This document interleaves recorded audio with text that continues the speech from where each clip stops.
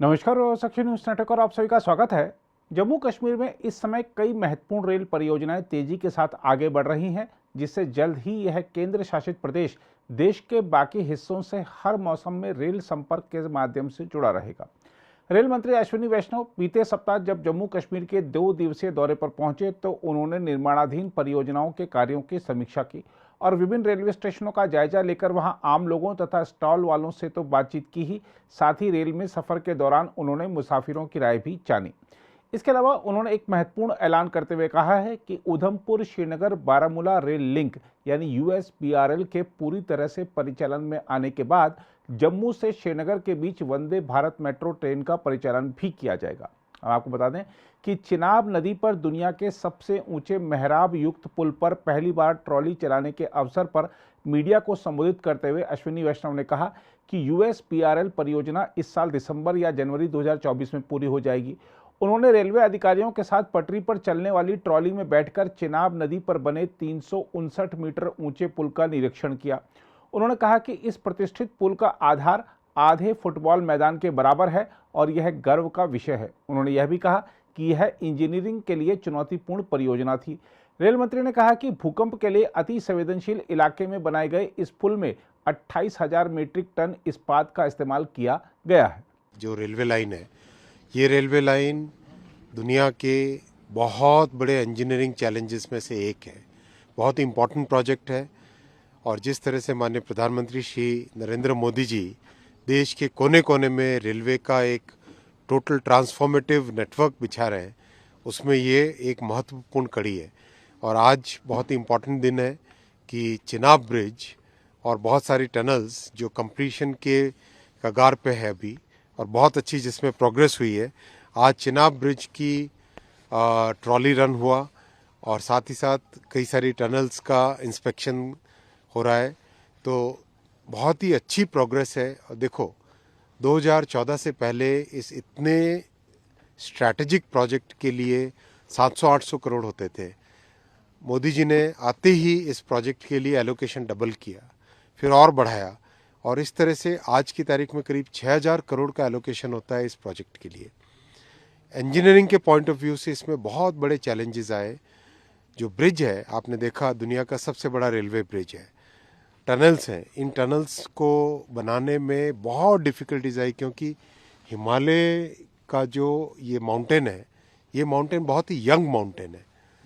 इस माउंटेन की जियोलॉजी इस तरह से रहती है कि सॉइल सॉफ्ट है, तो जब टनल बनाते हैं अगर हार्ड ग्रेनाइट होता है तो टनल बनाना बहुत आसान होता है।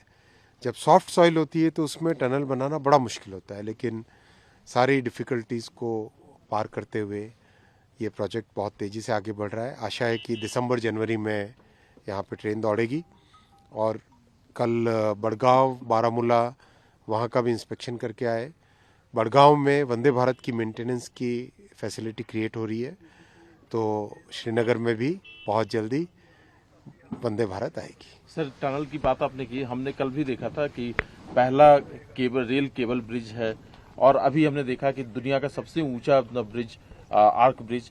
ये सब चीजें जो भारतीय रेल कर रही है, ये जो एक नया नमूना पेश किया जा रहा है इंजीनियरिंग का दुनिया के सामने, इसके बारे में क्या कहेंगे? जब देश में बड़े काम करने का जज्बा होता है, जब देश का नेतृत्व ऐसा होता है जो कि किसी भी चैलेंज को स्वीकार करे और उसको फेस करके आगे बढ़े, ऐसे हमारे प्रधानमंत्री श्री नरेंद्र मोदी जी का जज्बा है, ऐसा उनका संकल्प है, ऐसी उनकी इच्छा शक्ति है।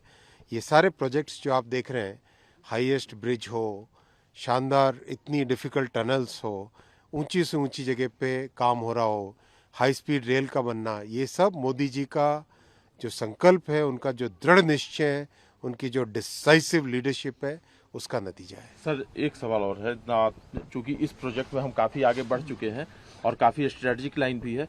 दूसरा, एक रेलवे पहले भी सर्वे कर चुका है लाहौल स्पीति को जोड़ने का और रोहतांग को जोड़ने का, उसमें हम कितना आगे बढ़े? इस प्रोजेक्ट को अगर हम कंप्लीट कर रहे हैं तो उसमें अब हम कैसे आगे बढ़ सकते हैं?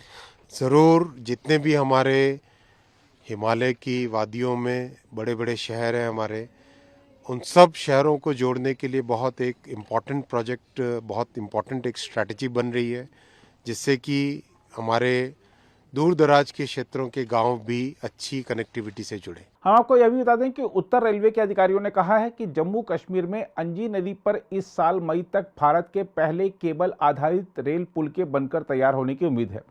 अधिकारियों ने कहा है कि तैयार होने के बाद जम्मू से करीब 80 किलोमीटर दूर बन रहे इस पुल पर ट्रेन 100 किलोमीटर प्रति घंटे की रफ्तार से दौड़ेंगी। हम आपको बता दें कि कटरा और रियासी स्टेशनों के बीच बनाया जा रहा अंजी पुल केंद्र शासित प्रदेश जम्मू कश्मीर के रियासी जिले में पड़ता है।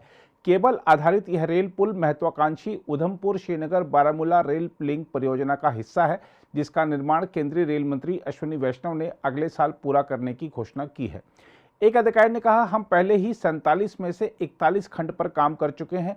हमें उम्मीद है कि शेष खंड पर काम अप्रैल के अंत तक या मई के पहले सप्ताह में पूरा कर लिया जाएगा।